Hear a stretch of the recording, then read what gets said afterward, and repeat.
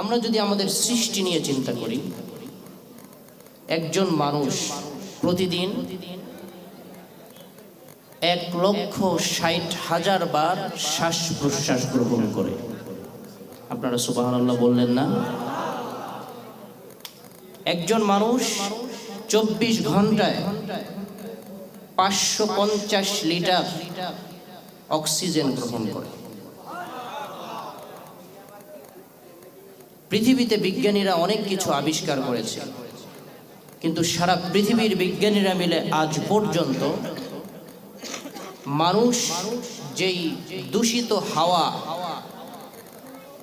যেটাকে বিজ্ঞানের ভাষায় কার্বন ডাই অক্সাইড বলা হয়, যে দূষিত নিঃশ্বাস সে বের করে তার শরীর থেকে, এটাকে বের করার মতো কোনো যন্ত্র আজ পর্যন্ত বিজ্ঞান আবিষ্কার করতে পারে না।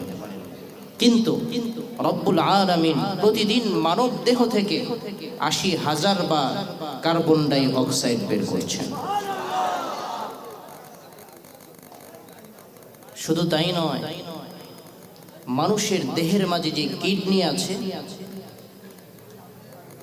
এই কিডনি প্রতি 40 মিনিটে একবার, অর্থাৎ 24 ঘন্টায় 36 বার রব্বুল আলামিন অটোমেটিক ডায়ালাইসিসের ব্যবস্থা করেছেন।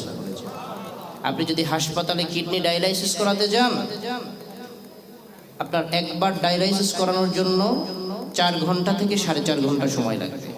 তাহলে 4 × 6 = 24। আপনি 24 ঘন্টায় মাত্র 6 বার আপনি ডায়ালাইসিস করাতে পারবেন। যখন কোনো রোগী ডাক্তারের কাছে ডায়ালাইসিস করায়, কৃত্রিমভাবে তার কিডনিকে ডায়ালাইসিস করানো হয়, তখন 5 দিন পর্যন্ত ডাক্তার ভালোভাবে তার ডায়ালাইসিস করে। এরপরে তাকে আস্তে আস্তে বিদায় দেওয়ার চেষ্টা করে। 7ম দিন যখন হয়ে যায়, তখন রোগীর অভিভাবকদেরকে বলা হয় তার যা খেতে মনে চায় খাওয়ায় দেন, সে আর বেশি দিন টিকবে না। যে রব আমাদেরকে এত এত নিয়ামত দিয়েছেন, আমরা যদি চিন্তা করি, আপনি কি জানেন আমাদের এক এক চোখে 13 কোটি রগ আছে? বলেন আল্লাহু আকবার। মানুষের এক এক চোখে 13 কোটি রগ। আপনি যদি চিকিৎসা বিজ্ঞানীদেরকে বলেন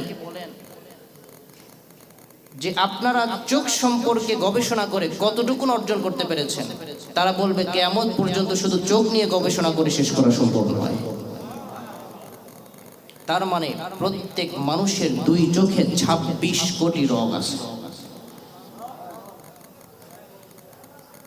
আল্লাহ রাব্বুল আলামিন বলছেন, লাকাদ খালাকনাল ইনসানা ফি আহসানি তাকওয়িম। জোরে বলুন আল্লাহু আকবার। অবশ্যই আমি মানুষকে সুন্দরতম আকৃতিতে, সুন্দরতম গঠনে সৃষ্টি করেছি। আল্লাহ বলছেন, আলাম নাজআল লাহু আইনাইন ওয়া লিসানান ওয়া শাফাতাইন। আমি কি তোমাকে 2টি চক্ষু দেই নাই? তোমার স্বাদ গ্রহণের জন্য তোমাকে জিহ্বা দেইনি? মানুষের যে জিহ্বা আছে, যেটা দিয়ে মানুষ স্বাদ গ্রহণ করে, এই জিহ্বায় আল্লাহ রাব্বুল আলামিন এমন ভাবে সৃষ্টি করেছেন যে এই এক জিহ্বার মাঝে তার 30,000 স্বাদ আস্বাদনের ক্ষমতা আল্লাহ তাআলা এক জিহ্বার মাঝে দিয়েছেন। আল্লাহ রাব্বুল আলামিন বলছেন, এত এত নিয়ামত বান্দা আমি তোমাকে দিয়েছি, তুমি যদি আমার ইবাদত করো, ঈমানের উপর অটল অবিচল থাকতে পারো, তাহলে আমি তোমাকে জান্নাতুল ফিরদাউস দান করব। আল্লাহ রাব্বুল আলামিন বলছেন, ইন্নাল্লাযীনা আমানু ওয়া আমিলুস সালিহাতি কানাত লাহুম জান্নাতুল ফিরদাউসি নুজুলা। জোরে বলি আল্লাহু আকবার। নিঃসন্দেহে যারা ঈমান আনবে আর নেক আমল করবে, আল্লাহ বলছেন তাদের জন্য আমি জান্নাতুল ফিরদাউস দান করব, তাদেরকে আমি জান্নাতুল ফিরদাউসের মেহমান বানাবো। আল্লাহ বলছেন, ফাদখুলি ফি ইবাদি ওয়াদখুলি জান্নাতি। তুমি আমার খাঁটি বান্দা হয়ে যাও, আমি তোমাকে জান্নাত দান করব। তাহলে আমাদেরকে জান্নাতে যেতে হলে কি করতে হবে? নেক আমল করতে হবে। কি করতে হবে? সর্বোত্তম ইবাদত হচ্ছে আফদলুল ইবাদাতি তিলাওয়াতুল কোরআন। সর্বোত্তম ইবাদতের নাম কি? কোরআনে কারীমের তেলাওয়াত। সর্বোত্তম ইবাদতের নাম কি বলেন সবাই?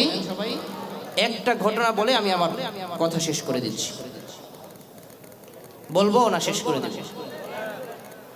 ইমাম আহমদ ইবনে হাম্বল রাহিমাহুল্লাহ তিনি 100 বার আল্লাহ রাব্বুল আলামিনকে স্বপ্ন দেখেছেন। 99 বার যখন তিনি দেখলেন, তখন তিনি চিন্তা করলেন, আমি যদি আরেকবার আল্লাহ তাআলাকে দেখতে পারি, আমি আল্লাহ তাআলার কাছে একটা প্রশ্ন করব। 100 বার যখন আল্লাহ তাআলাকে স্বপ্নে দেখলেন, আল্লাহকে বলেন, হে আল্লাহ, আপনার নৈকট্য অর্জনের সবচাইতে বড় মাধ্যম কি? তখন আল্লাহ রাব্বুল আলামিন উত্তর দিলেন, জবাব দিলেন, কালামুল্লাহ। বলেন আল্লাহু আকবার। অর্থাৎ বান্দা যত বেশি কোরআনে কারীমের তেলাওয়াত করবে, কোরআন নিয়ে ব্যস্ত থাকবে, কোরআনের জন্য মুজাহাদা মেহনত করবে, তত বেশি আল্লাহ তাআলার নৈকট্য অর্জন করতে পারবে।